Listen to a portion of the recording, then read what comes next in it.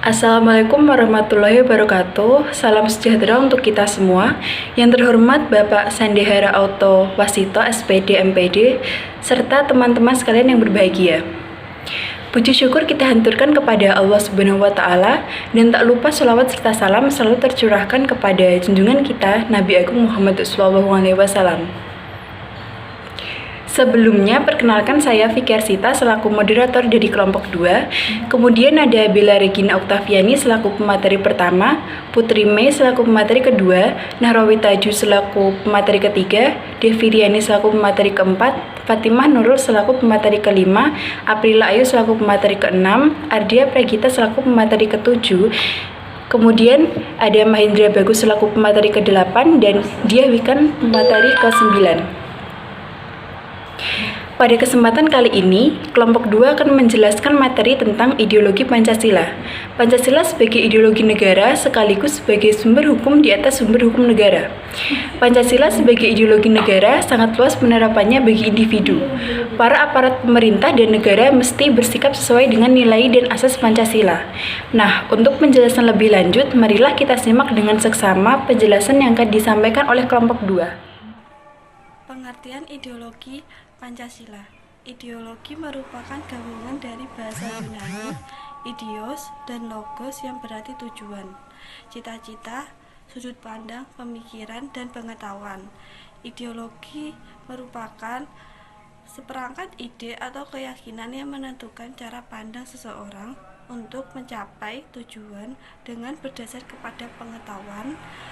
Sementara Pancasila berasal dari bahasa Sanskerta yang terdiri dari dua kata, yaitu panca yang berarti 5 dan sila yang berarti prinsip atau asas. Pancasila adalah ideologi bangsa Indonesia sekaligus dasar negara sebagaimana diterapkan dalam pembukaan Undang-Undang Dasar 1945. Ideologi Pancasila disahkan pada saat sidang PPKI 18 Agustus 1945. Pancasila sebagai ideologi negara memiliki arti 5 prinsip. Panca berarti 5 dan sila berarti prinsip atau asas. Ideologi Pancasila bersumber pada jiwa dan kepribadian bangsa Indonesia. Nilai yang terkandung dalam ideologi ini dianggap mampu merefleksikan budaya, nilai, dan kepercayaan masyarakat Indonesia secara menyeluruh. Ideologi Pancasila merupakan norma dasar yang menjadi payung kehidupan berbangsa yang menaungi semua warga negara dari berbagai suku, adat, budaya, bangsa. Makna ideologi Pancasila. Pancasila tak hanya berkedudukan sebagai dasar negara, tetapi juga sebagai ideologi nasional bangsa Indonesia. Pancasila ialah sebagai ideologi yang mempunyai makna sebagai berikut. 1. Nilai-nilai yang tercantum di dalam Pancasila itu menjadi cita-cita normatif penyelenggaraan bernegara. 2. Nilai-nilai yang tercantum di dalam Pancasila ini merupakan nilai-nilai yang disepakati secara bersama, oleh karena itu menjadi satu di antara sarana di dalam pemersatu masyarakat Indonesia. Bunyi 5 sila dalam Pancasila. Setiap gerak dan langkah bersosialisasi mencerminkan nilai-nilai Pancasila. Pancasila itu terdapat beberapa nilai di dalamnya yang terangkum dalam 5 asas, yakni 1. Ketuhanan yang Maha Esa, 2. Kemanusiaan yang adil dan beradab,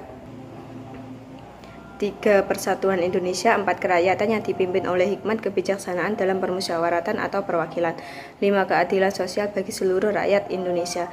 Di masa reformasi saat ini kebebasan yang terbuka luas bagi bangsa Indonesia mesti sesuai dengan nilai Pancasila. Adapun yang menjadi kedudukan Pancasila antara lain: 1. Sumber dari segala sumber hukum di Indonesia, 2. Filsafat hidup bangsa dan negara, 3. Pedoman tindakan dan perbuatan bangsa Indonesia dalam kehidupan sehari-hari, 4. Dasar negara Indonesia, 5. Ideologi negara dan bangsa Indonesia, 6. Jiwa dan kepribadian bangsa Indonesia. Pancasila adalah sebuah ideologi negara dan bangsa Indonesia yang bersifat terbuka. Dalam arti, isi dari Pancasila tidak bisa berubah-ubah sesuai kondisi perkembangan tertentu. Pancasila adalah hasil dari kontrak sosial. Pancasila akan terus berlaku jika bangsa Indonesia masih menyepakatinya secara bersama-sama. Fungsi ideologi Pancasila. 1. Sarana pemersatu bangsa Indonesia, memperkukuh dan memelihara kesatuan dan persatuan. 2. Membimbing dan mengarahkan bangsa Indonesia untuk mencapai tujuan. 3. Memberikan motivasi untuk menjaga dan memajukan jati diri bangsa Indonesia. 4. Menjadi pedoman hidup bangsa Indonesia untuk menjaga keutuhan negara. 5. Menumbuhkan jiwa nasionalisme dan patriotisme. 6. Menunjukkan jalan serta mengawasi dalam upaya mewujudkan cita-cita yang terkandung dalam Pancasila. Tujuan ideologi Pancasila. 1. Menghendaki seluruh rakyat Indonesia untuk memiliki sikap religius, memeluk agama sesuai dengan keyakinan, dan taat kepada Tuhan. 2. Menanamkan dan menjunjung tinggi rasa saling menghargai dan menghormati HAM atau hak asasi manusia.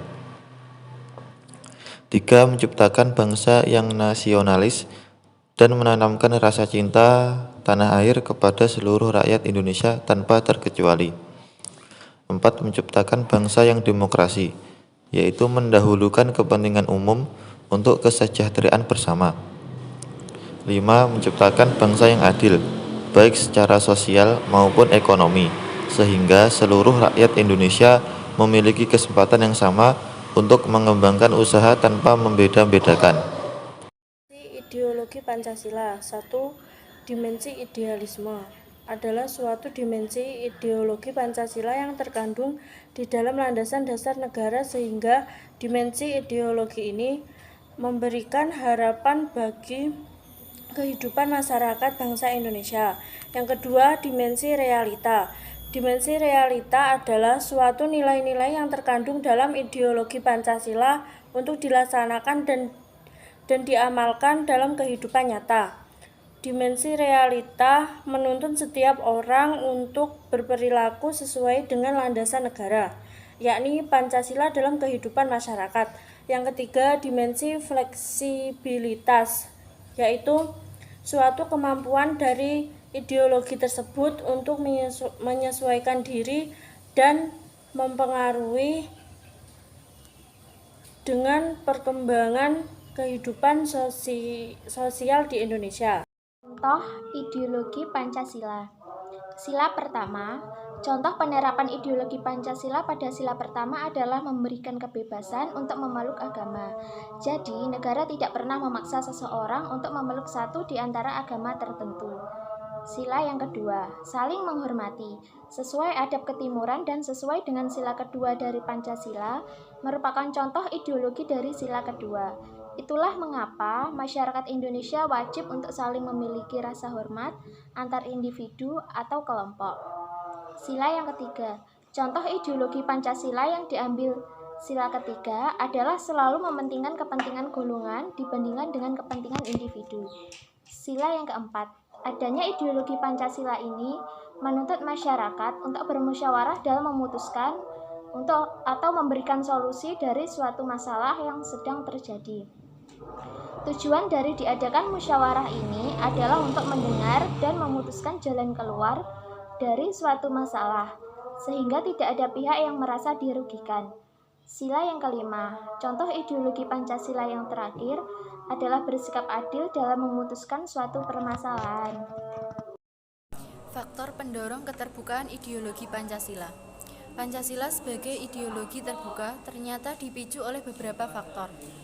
Dalam Jurnal Office disebutkan beberapa faktor yang menjadi pendorong keterbukaan ideologi Pancasila.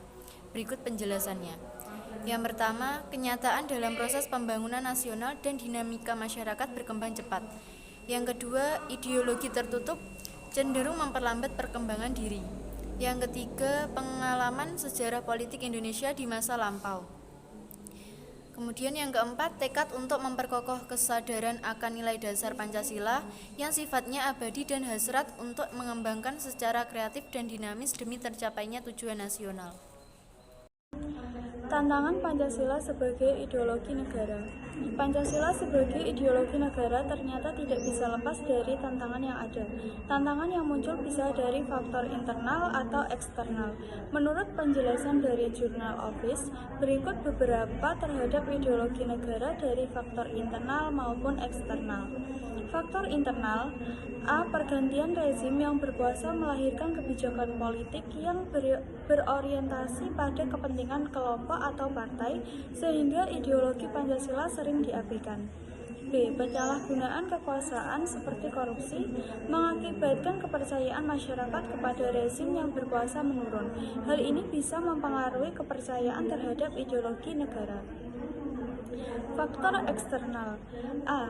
Pertarungan ideologi antar negara superpower antara Amerika Serikat dan Uni Soviet di tahun 1945 sampai 1990 yang berakhir pada bubarnya negara Soviet sehingga Amerika menjadi negara superpower satu-satunya. B. Menguatnya isu kebudayaan global yang ditandai dengan masuknya ideologi asing dalam kehidupan berbangsa dan bernegara sebagai akibat dari keterbukaan informasi.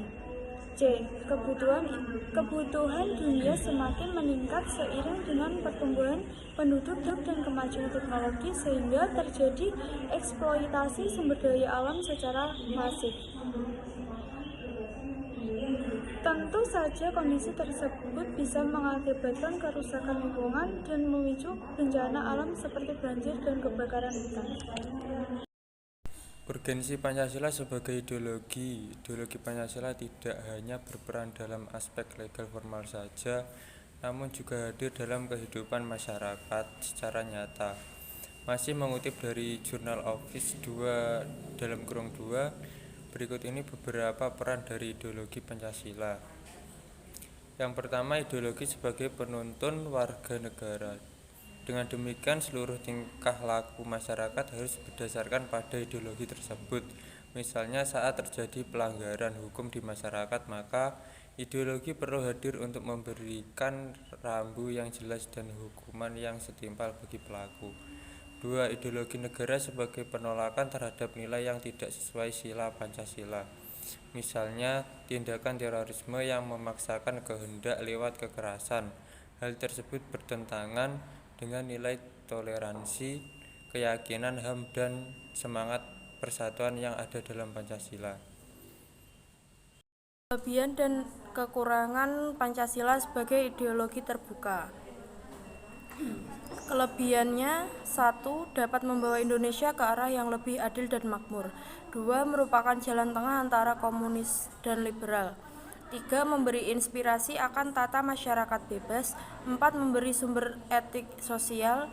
5. Sebagai instrumen politik untuk melihat kinerja pemerintah dan untuk melawan ketidakadilan sosial dan segala manifestasinya. Keenam, memiliki sikap-sikap positif yang dimiliki ideologi-ideologi lain yang ada di dunia. 7. Membela rakyat, peran serta negara tidak membuat rakyat menderita. 8. Seluruh komponen masyarakat saling memiliki keterkaitan. 9. Bersifat terbuka. 10. Memberi kebebasan kepada rakyat dalam berpolitik dan beragama. Kelemahannya: 1. Terlalu ditinggi-tinggikan atau berlebihan. Kelemahan Pancasila dibandingkan ideologi-ideologi lain sangatlah sulit untuk dicari, karena Pancasila sendiri mengambil segala hal-hal positif yang ada dalam setiap ideologi yang ada. Untuk bangsa Indonesia, Pancasila memang sudah tepat apabila dijadikan sebagai ideologi bangsa. Hanya saja cara pengamalan bangsa kita saat ini terhadap Pancasila sudah salah kaprah. Segala sesuatu yang menjadi makna atau nilai Pancasila tersebut seakan-akan sudah tidak ada lagi, dan praktik untuk mengamalkan nilai-nilai Pancasila lama-kelamaan akan mulai pudar. 2. Memberi kesempatan kebebasan yang cenderung menjadi anarki. 3. Adanya kemungkinan masuknya kepentingan neoliberal. 4. Terlalu normatif. 5. Dianggap tidak jelas karena hanya mengambil jalan tengah antara komunis dan liberal. 6. Pancasila membuat bangsa mengambil keburukan liberal dan komunisme secara bersama. Teman semua, demikian penyampaian materi dari kelompok 2 mengenai ideologi Pancasila. Ideologi Pancasila merupakan pandangan hidup dan pedoman bagi bangsa Indonesia. Pancasila dinilai cocok untuk ideologi bangsa Indonesia karena sesuai dengan karakter dan cara hidup bangsa Indonesia. Pembuatan video ini difungsikan untuk memenuhi tugas mata kuliah pendidikan Pancasila dari kelompok 2 khususnya dan untuk sharing materi kepada teman-teman semua pada umumnya. Terima kasih atas perhatian teman-teman semua dan mohon maaf apabila ada kesalahan baik perkataan maupun perbuatan. Akhirul kalam, wassalamualaikum warahmatullahi wabarakatuh.